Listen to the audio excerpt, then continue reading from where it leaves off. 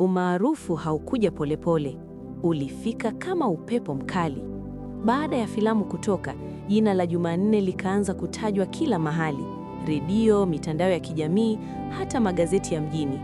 Lakini nyuma ya tabasamu lake la hadharani kulikuwa na vita kali ndani ya moyo wake.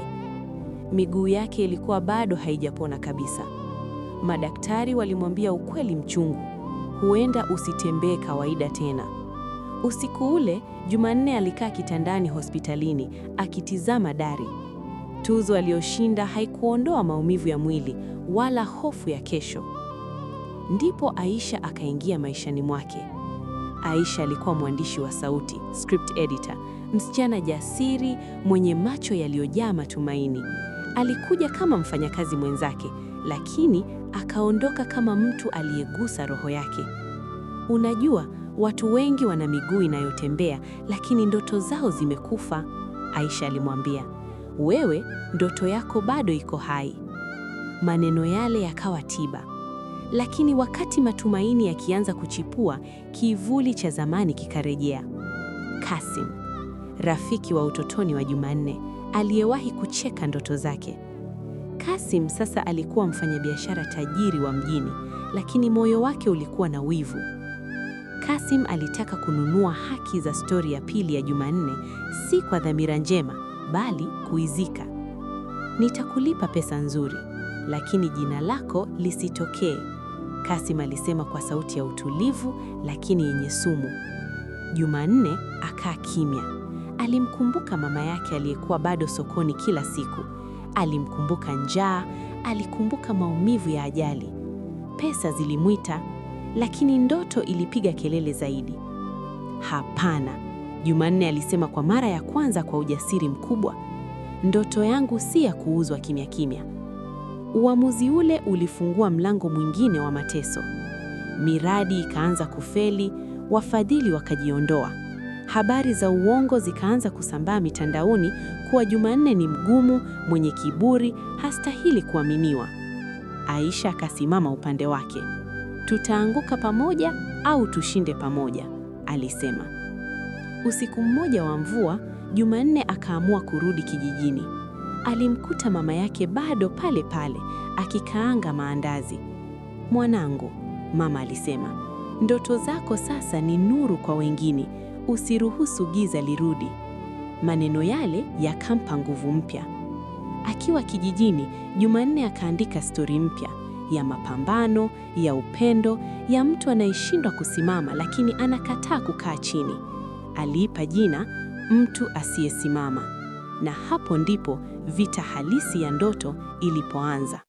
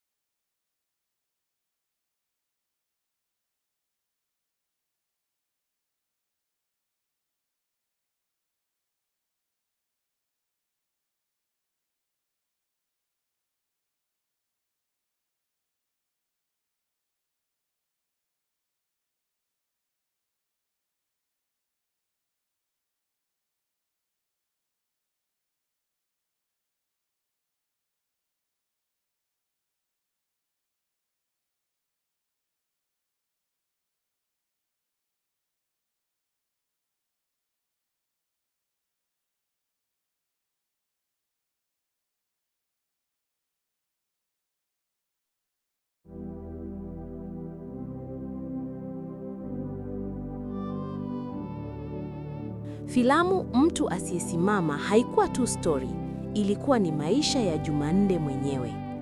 Lakini kabla hata haijaanza rasmi, kikwazo kikubwa kilitokea. Producer yule yule aliyemsaidia mwanzo alimpigia simu usiku wa manane. Jumanne, kuna shinikizo kubwa. Watu wakubwa hawataki hii filamu itoke. Watu gani? Jumanne aliuliza, moyo wake ukidunda kwa kasi. Jibu halikuhitaji kutajwa. Kasim alikuwa nyuma ya kila kitu.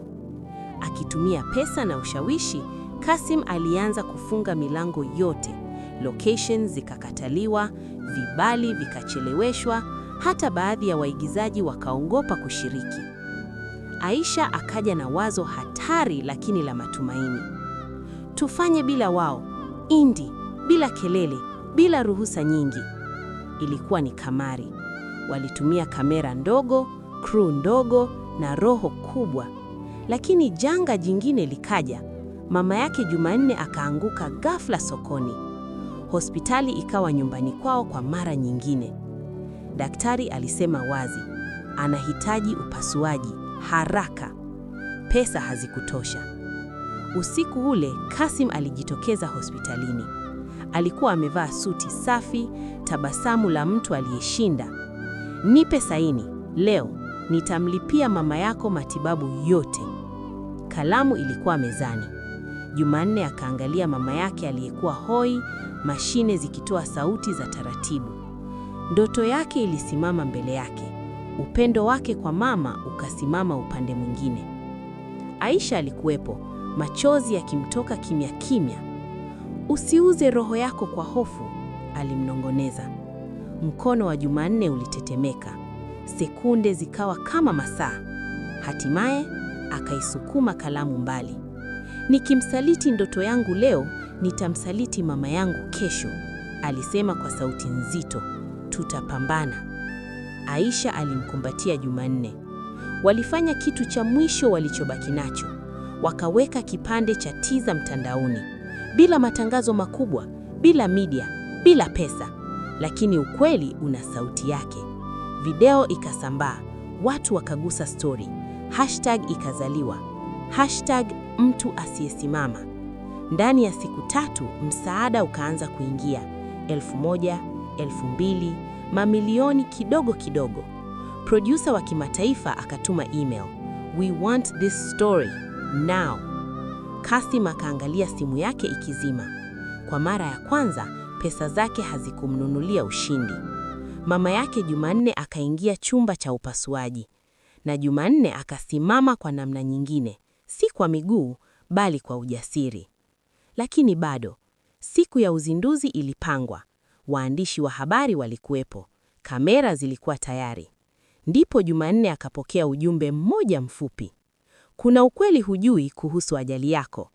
Na hapo, kivuli kikawa kizito zaidi kuliko ndoto. Kama huu story imekugusa, tafadhali subscribe ili uwe wa kwanza kutazama video zinazotoka.